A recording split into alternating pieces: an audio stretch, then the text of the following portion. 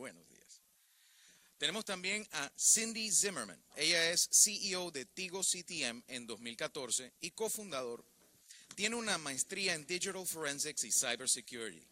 En 2012 fue la segunda empleada en el intercambio de Bitcoin Coinapult y dirigió el equipo técnico allí para fundar Tigo CTM. Nuestro siguiente panelista es Randy Hilarski, gerente de relaciones globales en Token Magic. Un veterano de la Marina de los Estados Unidos trasladado a Panamá, aporta su experiencia en medios sociales tradicionales, el desarrollo de la marca blockchain a los clientes de Token Magic. Además de la gestión comunitaria y el alcance de influenciadores, Randy ejecuta la estrategia de marketing de nuestros clientes con blog personalizado y social. Ira Miller, fundador de Gold.io, asesor de Tigo CTM, Dr. PRX y más proyectos fantásticos. Ira ha fundado muchas nuevas empresas tecnológicas últimamente enfocadas en el sector blockchain. En el 2012, cofundó el procesador de pagos global Coinapult, vendiendo la empresa en 2015 para buscar proyectos de colaboración de código abierto a través de Gold. Adrian Scott es director de Decent.bet, senior de tecnología, PhD. Fue un inversor fundador de Napster, el pionero de la distribución de música digital entre pares, y luego fue pionero en la industria de las redes sociales cuando fundó Rise en 2001, que fue la gran influencia en Friendster, que a su vez influyó en Facebook.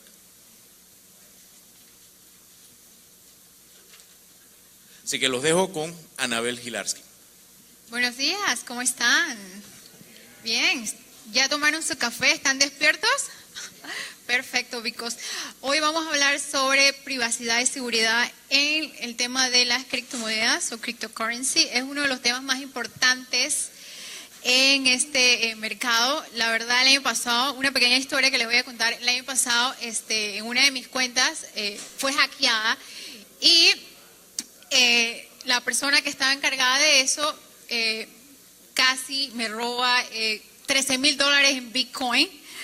Así que imagínense el susto que yo tuve. Por eso que mi esposo y yo empezamos como a indagar y a meternos más en el tema de la privacidad y seguridad. Así que para eso tenemos a nuestros panelistas que son expertos en el área. Así que, okay, welcome everybody. How you guys doing? Okay, perfect. Okay, let's start with the first question. Is cryptocurrency security is an important subject. What are some basic ways someone can protect their cryptocurrency? Let's start with Cindy Zimmerman. Good morning. A very basic way that you can protect your cryptocurrency is to constantly change passwords and to use different passwords for different applications and different accounts. You do not want to repeat the same password over and over and over again. And the more random, the better. Very cool.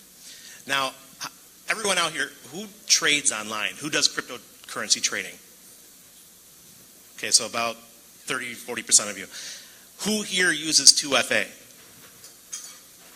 Oh, almost all of you.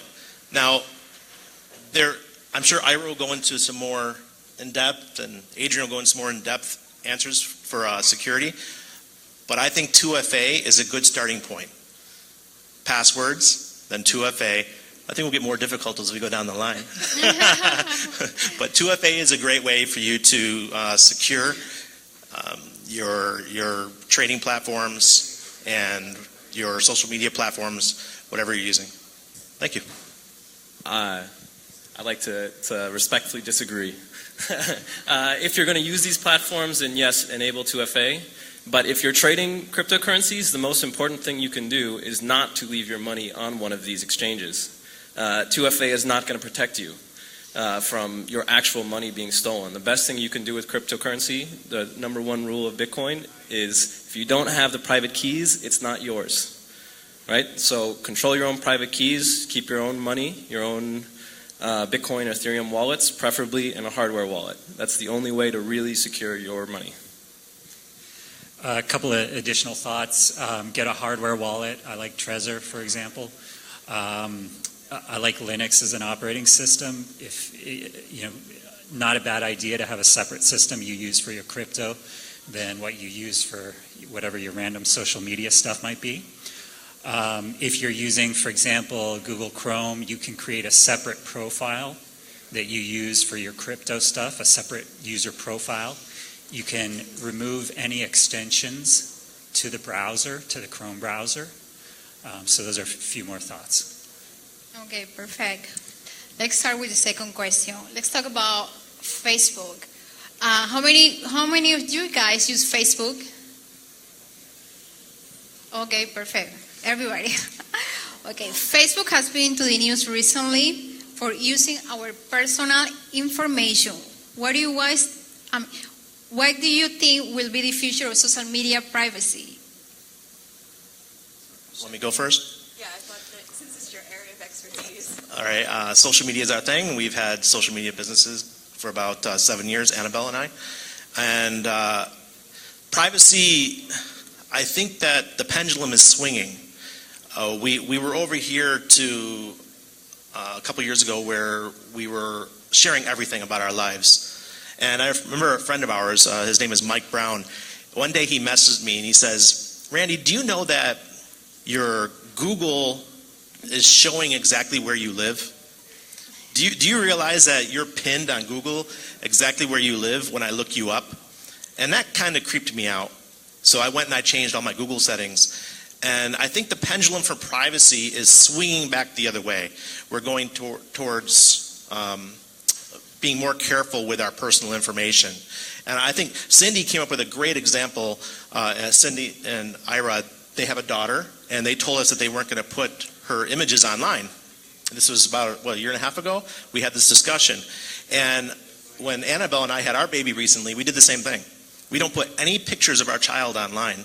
So I think that the idea of privacy is going back to way more private, and it's going to give us more opportunities in the future with social media. You're going to see more platforms come online that are going to be more privacy focused. So I agree that I think that the future of privacy depends on public perception. I think that as a consumer, as a user of things like Facebook and Instagram and Twitter, you have more control than you think. As the consumer, you're able to say you want more privacy versus not having privacy. If you let them get away with constantly taking advantage of using your material as their own copyrighted material for marketing purposes, they will take advantage of it. But the less you give them, the less they can take advantage of. But also, if right now, as with the public perception, there was congressional hearings in the U.S. with Mark Zuckerberg about this specific thing, and they are under fire. And anytime something goes to the U.S. Congress, usually, not always I should say, but usually it signifies a directional change from the public. This is about the people. What do the people want? And if the people care about privacy, then the companies will care about privacy. I think Ira's going to disagree. No, I don't disagree. I would actually expand on what you and Adrian both said, that it's about taking control. And if you as a user care about these things, you can set your profile in your browser and do a number of steps like that will give you control. If you're not willing to do those things, you're giving it up, and some company is going to take that information and sell it and use you. And I think that's the bottom line. Congress isn't going to stop it. It's a technological problem, and the way they see it, you're voluntarily giving up control. Information is power. And when the powerful in particular have all the information on you, they can control you. We carry something in our pockets that is continually, potentially transmitting all the information about us to these centralized systems, these centralized corporations. And once it's in a centralized corporation, a government can say to that corporation, I'm ordering you to give that information to me. So we can be really, really exposed. So we need new new ways of doing things. Ira's project, Gold, is one example of one way to have kind of private information and information that is private within groups. We need new kinds of cell phones. We need mesh networks. So we need some replacement to get us freed from a Google and from an Apple with the cell phones. I think Cindy's company is working on a cell phone, has that in their roadmap. Purism is another example of a company working on a non-Android open source cell phone option. And we're even in such a place where some of us are paying money to these companies to install microphones in our own houses that send audio. So instead of hello Alexa, it's like hello wiretap. Can I have a recipe for pancakes? Right. Okay, perfect. Well, another question that somebody asked me the other day was Facebook had changed the rule for promoting ICOs. So this question is for Randy Hilarski. How come companies in the cryptocurrency can promote their projects? How can they do it since Facebook has changed the rules? Well, I have lots of ideas. Yeah, share with us. No, I won't share all of them with you guys because it's proprietary. But I think if you use creativity, right? You use your creativity, you could bypass any rule there is. You come up with the ideas. In cryptocurrency, I like to consider us as pirates. Whatever rule they come out with, we're 2 steps ahead.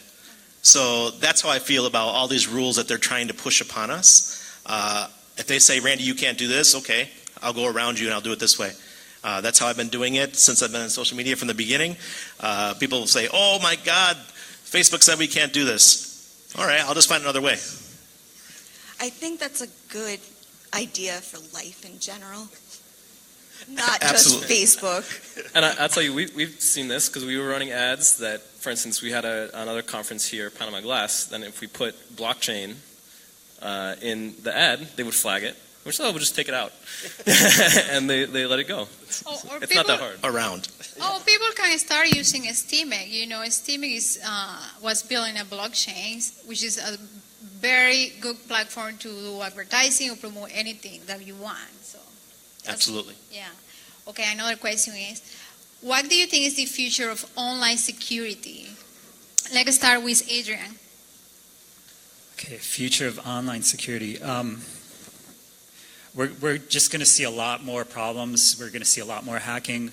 And this is, we are already seeing that one thing that all of you here involved with the crypto community have done that has changed the world is you do know that this is an issue and you are paying attention to it. And as people get involved with the crypto community, they realize, oh yeah, I really need to actually worry about using password 123 as my password, or using something a little harder to guess. I need to start thinking about having a hardware wallet. I need to think about my operating system.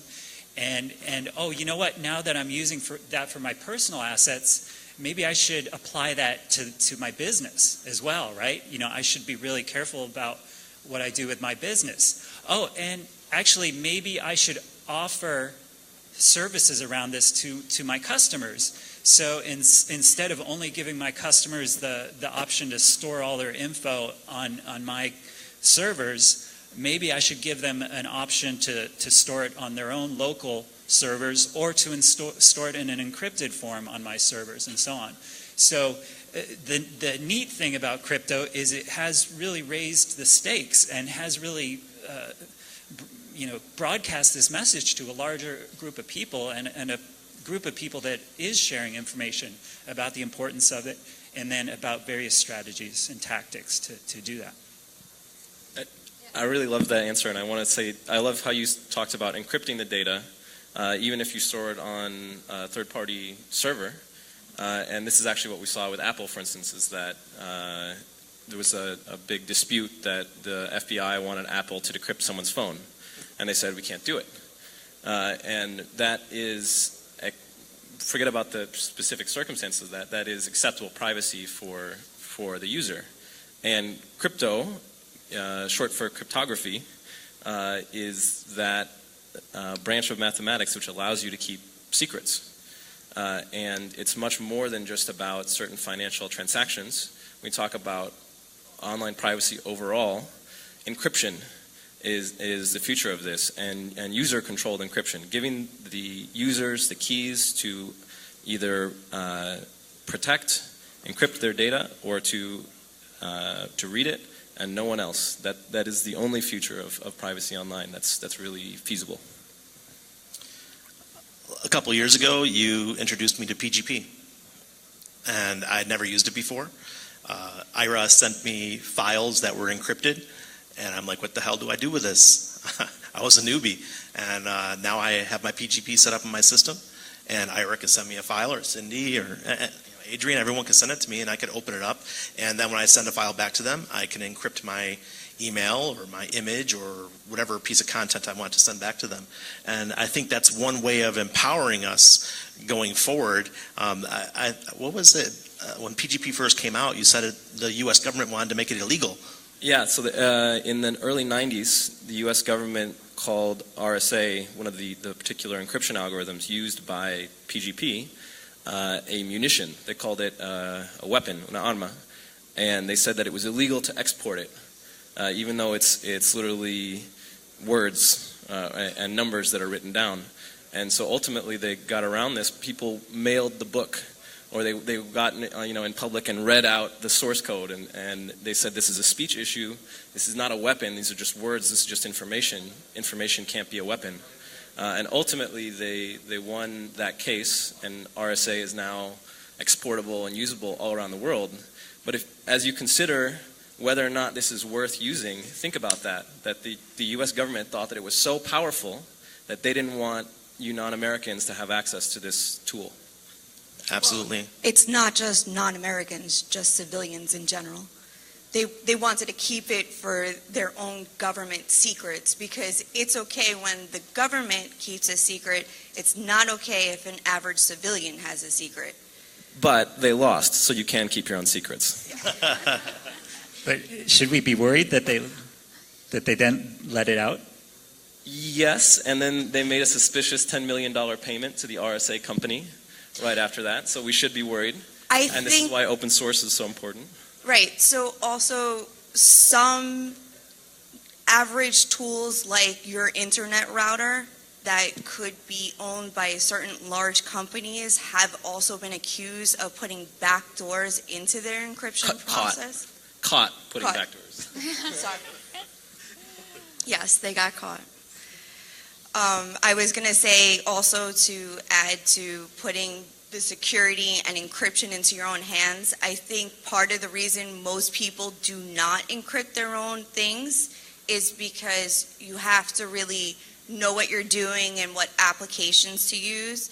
And my company, Tigo CTM, is attempting right now to produce proper hardware with easy applications so that the average person can encrypt their own data, can say what they want to be public and what they want to be private. I think also the ability for us to use our PGP to make transactions, like on Gould. I could send Bitcoin to Ira using email, right? Is that how you end with a PGP encryption? So that does give us back a little bit more of that privacy. Not necessarily Bitcoin, but cryptocurrency, yeah. Cryptocurrencies. And another one that, another tool that I recently started using was something that Adrian introduced me to, that was Signal. We now communicate on Signal instead of using WhatsApp or Facebook Messenger because of the encryption. Or, I don't know what kind of encryption it is. You might want to explain a little bit more about that. Actually, this brings up another interesting problem to me, which is the overarching problem of online security. I don't use Signal. Someone tried to get me onto it recently. I have the app, but no one else is on it. So, like, am I going to start leaving this app open all the time for a single chat room when I've got 5 other chat apps? And this is the network effect is the real problem with users choosing between social networks or between apps. Is they want to actually be able to communicate with their friends and where the network is, even if technical features and privacy are better over here. Yeah, that's the problem with us trying to, all of us who want to leave Facebook, Facebook, but some of our friends only reply to Facebook. I mean, nowadays, many of you who are here in Panama know it's hard to get somebody to reply to an email, for example. But yeah, Signal app is really, really great. So try and check that out. Get some of your friends on that, especially business calls.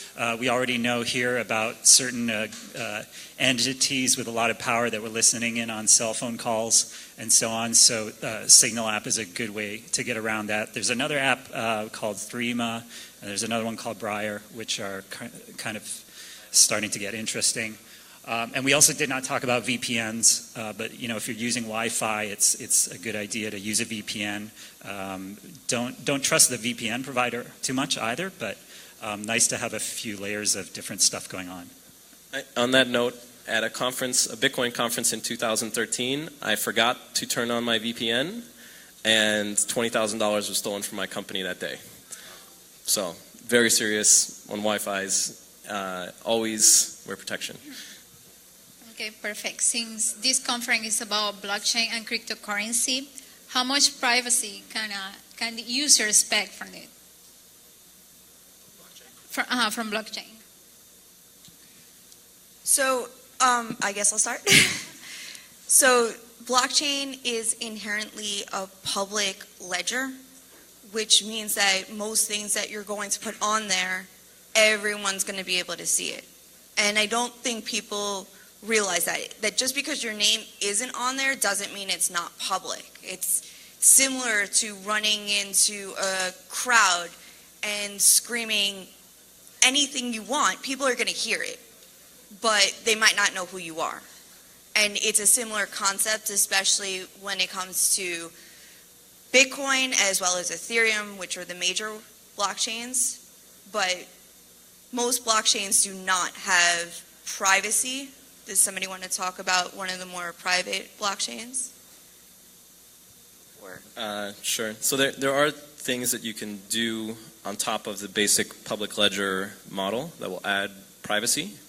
So for instance, there's something called ring signatures, which further obscures who the actors are in any transaction. And then there are other cryptographic methods. And there are a whole group of cryptocurrencies that specialize in these that we call privacy coins, of which Monero, I think, is currently the leading one, and they use ring signatures. Is that right? I'm not sure exactly what their method is either, but I believe it's ring signatures. But the point is that this is not a default characteristic of cryptocurrencies. They're typically not private. So just to give an example, so let's say, I buy $100 of your business services and I pay you in Bitcoin. So I send that to you. That is on the public ledger. You can see what address I paid you from, right? So you can see what my current balance is for that address I sent you the Bitcoin from. You can also see where that Bitcoin came from before it got to me. Now, you may not be able to put a name and a face to all those different addresses, but there's data there that can be analyzed. And let's say you somehow, connect one of those addresses to an exchange, then you've got something connected there. And if that exchange has the information on the person who sent that Bitcoin, there's a lot of data there that can be analyzed, that can be tracked, that can be potentially subpoenaed by a third party, and so on. So those are just some examples of this default public nature of the data and this metadata, this transaction data. I don't know if you guys saw on the news this week, Japan is going after privacy coins. They want them delisted from all exchanges, which includes Monero and Dash. Smart Cash just had some issues recently. They were using the zero coin protocol, and they actually had to drop zero coin protocol because all of the exchanges that they were on were dropping them. So intimidation, coercion worked on Smart Cash, and they were actually one of the rising favorites in the privacy coin community. That was really disappointing. But Japan's coming against privacy coins very hard right now. So if you want privacy in your financial transactions, it does mean you should get involved in this fight and preserving your the rights, the freedoms that you want to have.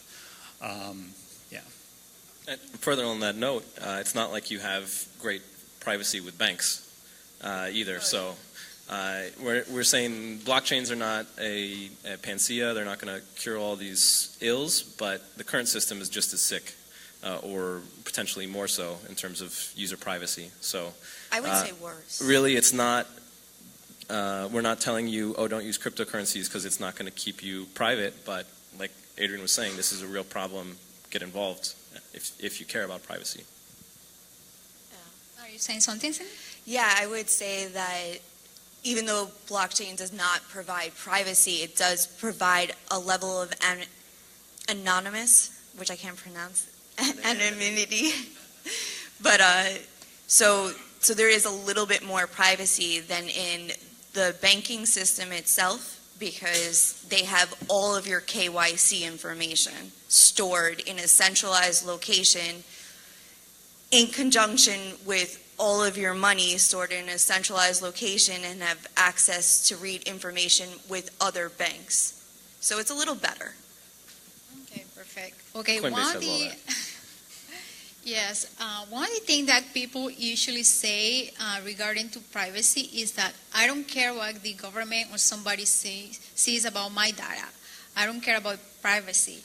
So how can people change, or how can people change their mentality about it, or what they can do?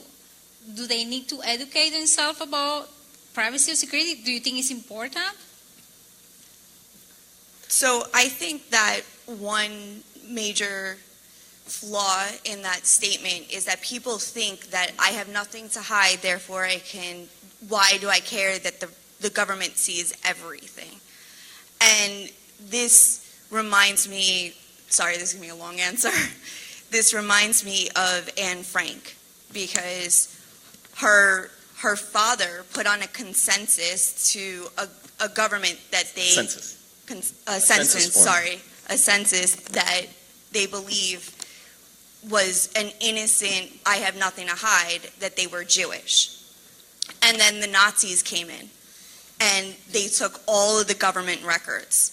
Between governments, like 10 years later, Right. they took over all of these government records. Yeah. Right. And so just because they were okay with their own government having this information, they were not okay with another government having this information. And that is the sole reason why her family was hunted and had to go underground in hiding. Now, this is just one example. There's plenty of other examples with plenty of other governments throughout history, throughout the world. But don't think that the information you think is innocent and you have nothing to hide means that you should not want privacy. This is a perception we have to change from a general public perception. When somebody tells me that they have nothing to hide, I say, okay, send me a video of yourself going to the bathroom. Oh, wait, no, well, not that. Probably Apple and Google are recording the audio from it. So This is one of those things that, going back to when I was a child, I grew up in a family that was very all about let the government tell us what to do. Types that were working in my brother's in the FBI now, so it kind of tells you I'm the black sheep of the family. And nothing angers me more than when I hear people tell me that they have nothing to hide. I have a ton to hide. I have a ton to hide. How many people have heard of child pornography or people hunting down our children because they saw pictures online? When Cindy told me this at first, why are you guys doing that? What's wrong with putting the picture online? And then Cindy told me, look, there's a lot of bad people out there. Even if it's only 2% of the population, that's still millions of people that are bad, that are looking to do something nefarious. So I think it's better that we choose the privacy and take back some of that power, because for the last 15 years, we've been too open with our lives. And along those lines, like what Cindy was saying about the lifespan of this data, just because something was innocent when you shared it, doesn't mean it's still going to be harmless 10 years from now. And for example, some Japanese researchers recently proves that you can pull people's fingerprints off of, it's like if I go like this, these cameras are recording me, they now have my fingerprints. And I don't mind doing this now because there's so many pictures of me online with my hands showing. I know that my fingerprints are already exposed. And Facebook does the same thing with all your facial recognition data. Go do an experiment. When you get back home, go on your Facebook, go in your settings and say download all of my history. And it'll show you all your pictures and all these things, and it will show you how many facial recognition entries they have. For me, they had 60 or so pictures that they had analyzed my face. And so they're collecting and now owning all this biometric data as well. That when I first shared those pictures 10 years ago, I didn't think, oh, they're going to own the configuration of my face later on. It's bullshit. And digital information never dies, as opposed to the paper trail that might actually get destroyed in a fire. Digital does not. Yeah, that's true. Like last week, I had a case. Somebody was using my Facebook photos and make a new profile called Caitlin Estevez. And when I went to the profile, that person was so intent with all my photos. That person was even using one of the photos of the baby hands that I posted when he was born. So imagine how crazy I was, like, oh my God. So thank goodness that I didn't post anything, any photo of naked or anything like that, because otherwise it would be crazy. So that is important, that you really need to be careful what you post on social media. Okay, and the last question is, all of the dangers online, which one keeps you up at night, and what are you doing about it? Want me to start off? Yeah, you start. I think the thing that I worry about the most is government overreach. I think that they really want to know everything about us. You see different programs from around the world. They're implementing different styles. In China right now, they're doing one based on your reputation score. And if anybody, who has Netflix here? Okay, if you have Netflix, go home tonight and watch the episode the TV show Black Mirror, Season 3, Episode 1. It'll blow your mind. This is what China is doing on a huge scale, where they're taking your reputation score, whether you go across the street and you don't use a crosswalk, your score goes down. You get the police pull you over and you get a ticket, your score goes down. You could be so innocent, you could be the best person in the world, the most friendly person in the world, but you're making some small mistakes and it affects your ability to go to the bank and get a loan. You go to a political rally. You go to a political rally that's against the current government and your score goes down 100 points. And you no longer have a voice. And that's the biggest worry that I have. And even though I'm a huge user of social media, it is my biggest worry that they can use all of this that we're doing right now against us. And I mean, look right now, even amongst my family, just because I do what I do, because I'm in crypto, because I'm in blockchain, some in my family will not talk to me. I'm considered a criminal. Adrian? So I would parallel Randy's concern about government overreach and just the more we digitize stuff, the more is out there about us in an intangible way. When we were living in small towns and we didn't have all this digital stuff, yeah, everybody else in the town knew a lot about what was going on, knew a lot about our lives or whatever, but not at this detailed level that we now have with this digital information. And so every year there's more and more of this information, and it's more accessible to powerful entities that do not necessarily have a rational basis for making decision and of course do not have our interests necessarily at heart. On the technical side of things, one thing we do have coming up is there are we do have quantum computers getting better each year. And at some point, they will be able to break some of the encryption that is in use and has been in use. So that actually is something to start thinking about, and especially before you put your encrypted data up on a third-party server. And along those lines, there's another rumor about blockchain I'd like to address, which is that it's forever. Blockchain is forever. No technology is forever. You know, if you're buying Bitcoin or Ethereum or anything for your children's college fund, maybe you should rethink, or at least check on it once a year, because 10 years from now, before that kid gets to college, we might have quantum computing already, and 90% of the blockchains out there are going to either be technically broken or are going to have to go through a really messy upgrade process. So just remember with technology that it's always an arms race, it's always evolving, and nothing is forever.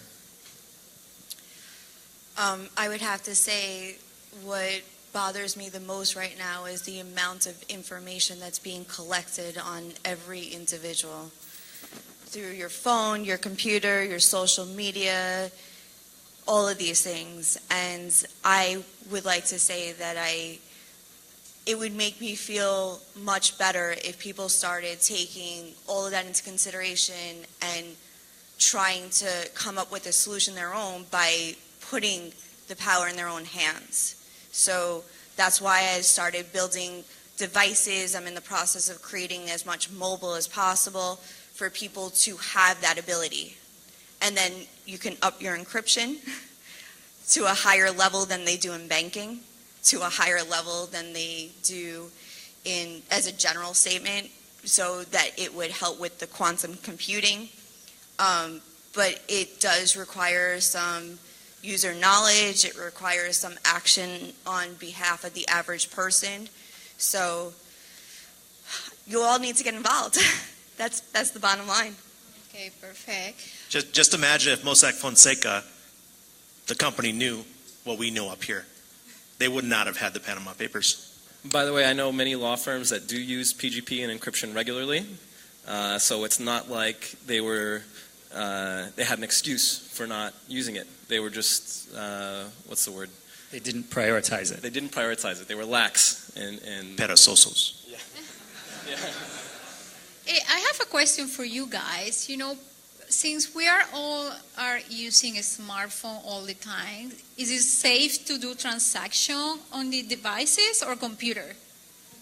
I have a rule on my cell phone. The lock screen says all your keys belong elsewhere, because this is primarily a communication device for sharing information, not for securing information. Phones do not secure anything, period. My rule with cryptocurrency in general is that you don't want more on your phone than the amount of cash you would have in your wallet, because you might want a little walking around money, but you definitely don't want more than that. Yeah, I keep very small amounts. I would transfer maybe $300 worth of Bitcoin, and I would change it over to the dollars on my debit card. So that's all I would do. I would never keep a lot of Bitcoin on your phone. Ira and Adrian, we've all seen people have $50,000, $60,000 in their phone. You're like, are you nuts? Oh, but Seriously. Unless if somebody's trying to show up to a girl, hey, I'm rich. That happened to me once. Which unfortunately, I've seen that. I've seen guys intentionally keep that amount of money on their phone just to show to girls. You're not going to be rich for long, man. Exactly. Adrian? Yeah, I mean, I just also want to add, we're just trying to give you some information here, so I hope we're not scaring you. We're trying to share some steps you can adopt to up your game, up your security level, share this information with others. And ideally, we'd love for all of you here to be involved in this and contribute to this effort.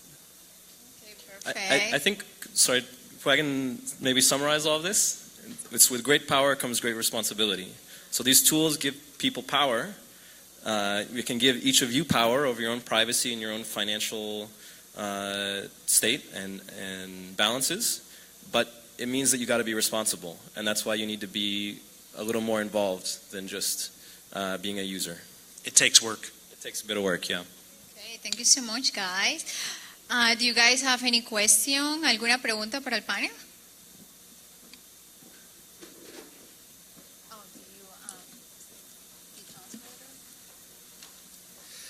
I've heard of them, I've never used them, but I've heard that there are mixers for doing crypto transactions. That's about all I know about it. I've heard that they exist, but are they something that really are usable by us? Or can you talk a little bit about that? There's many different types of mixing or mixers. Most of them are not very effective if the blockchain protocol itself is not private. And there are many services that governments use and corporations use to unmix and anonymize all these transactions that claim to be able to identify, for instance, 90% of the Bitcoin addresses out there. So really the answer is that these things are not very effective. And then what about just the general rule of using a different address for every transaction you make? Is that, I mean, I've heard that that's something smart to do, but there again, I'm still pretty new to this world, so I hear certain things like mixers or using a different address for every transaction. Is using a different address, is that something that helps? These things help, but the kind of question you maybe should ask is, who are you trying to maintain your privacy from? So for instance, a very large state player enterprise company that wants this information is going to contact one of these firms with fancy tools to de-anonymize all of this stuff. And it won't really matter so much if you're using different addresses each time. On the other hand, if you're paying for coffee and you don't want the cafe to know that your last transaction was at a sex shop or something like that, then using a new address each time gives you some protection against that, because the cafe is not going to go through a bunch of work to de-anonymize and learn your whole history. So in terms of answers for more private, more anonymous transactions, I think you're looking there, you want to dig into different options of cryptocurrencies and cryptocurrencies that focus more in on that, such as Monero, and there's a couple others. The mixers definitely can, I would suggest, read up on that a little more and just find out what they do give you. Check out Dash, which has some facility around that. But yeah, the big thing is to try and get into the platforms that have made privacy and anonymity a focus. If you go and look at Satoshi Nakamoto's paper on Bitcoin, which I encourage you all to do if you have not yet, the words privacy and anonymous do not appear in the abstract. It's mentioned one time in the paper, but just kind of in passing. So that would just be an example. Good morning, everybody. Good morning. Yesterday we had a long presentation by bankers or associated bankers on the blockchain technology being used by banks, within the banks, and interbanking.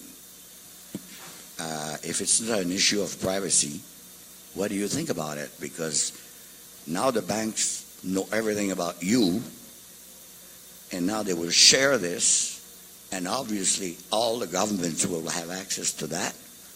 So we're talking about Bitcoin, crypto money, about privacy in dealing with the cryptocurrencies. That's one issue. But how about the banks? So can you, maybe if I'm out of subject, but could you elaborate a little bit on that? Because I did not particularly like what I heard yesterday morning. Thank you. So I would like to start off by saying some of these banks are creating their own blockchains to use internally and just by the banks.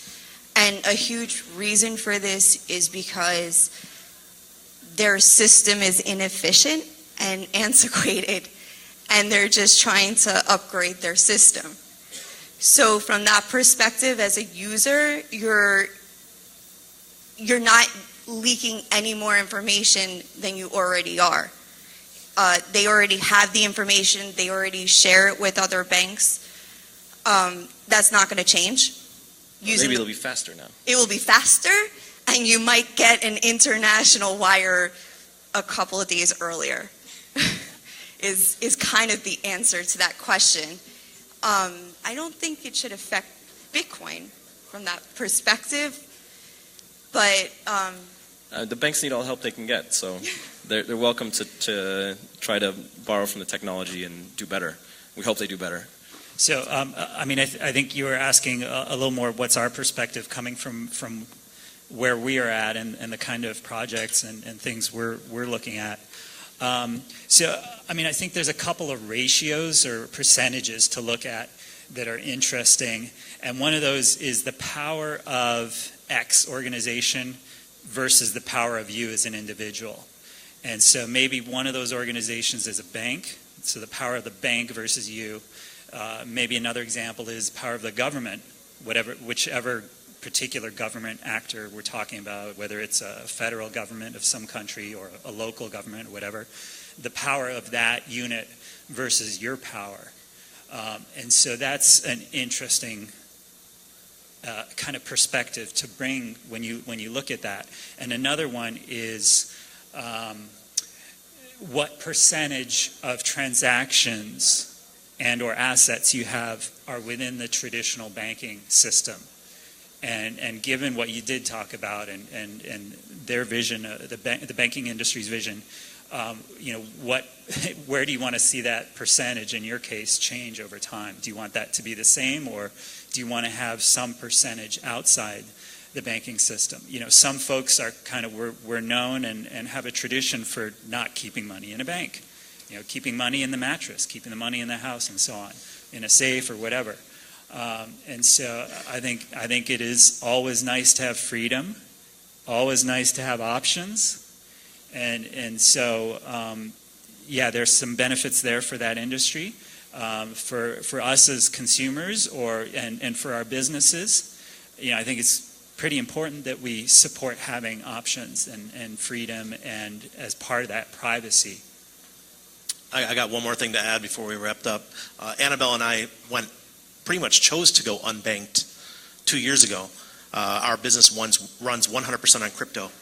All of our clients pay us in crypto. And it was a great decision for us. I don't recommend it for everybody here. But because we do have a Bitcoin debit card that we can still access USD whenever we need it, or US dollars. So, start transitioning. If you want more privacy in your life, and you're worried about the banking system, about what they're sharing, choose to be unbanked. There's nothing wrong with it. You can always go back to their system. They want you in their system, right? So we just went the opposite way. Somebody else? Oh. Yeah, Adam. Morning, everyone. Oh, okay, well. Can I ask you a final question before we go? Yeah? Yes, the last question. All right. Actually, two questions. One. I'm sorry. So I would like to know the panel's opinion if whether or not we're losing the privacy war. Given the recent events in the NSA, Cambridge Analytica, even China, you guys mentioned, it doesn't seem like people care much about privacy nowadays. So that's question number one. And question number two, I believe there is a blockchain proposing something called, and I'm not that techie, to be honest, but they're promoting quantum-resistant blockchains. I think Cardano is one doing that. How true is that? Thank you. So on the second one, there are known quantum-resistant algorithms. Shor's algorithm is the most famous one, which is most likely being used by the blockchains you're referencing. And these quantum-resistant blockchains have been around since at least 2013. I think Quark may have been the first one. But that's definitely a real thing. As far as the first question, I believe in Pareto's law. I believe 5 to 10, the 20-80 rule. 20% of the people of the world are going to care about their privacy. And we're the ones that are going to go out there and be the thorn in the side of the ones that want to control. So it's up to you. It's up to you to be vocal, because the 80% of the people are still sheep, guys. They're happy that the farmer comes in and shears them. Whereas the 20% of us, we're the wolves. We don't want that. So we're going to fight and fight and fight and keep our privacy as much as we can. So there's the meme, where the person says, I'm really concerned about my privacy. And then Facebook, take this quiz. What kind of dog is your social security number?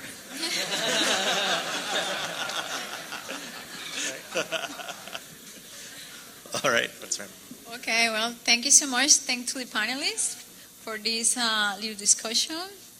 Okay, we'll see you around.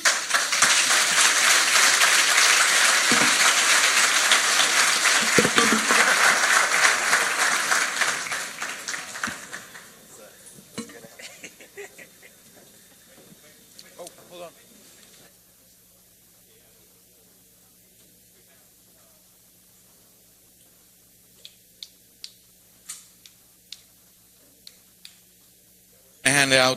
We're going to hand out some recognition for each one of our participants. Adrian Scott, Ira Miller.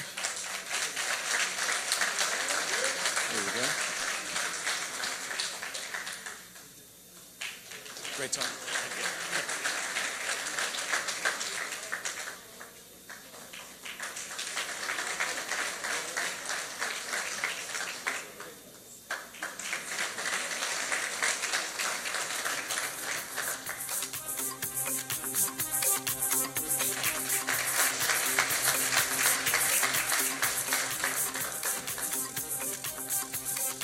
So, we're going to have a very quick, hold on.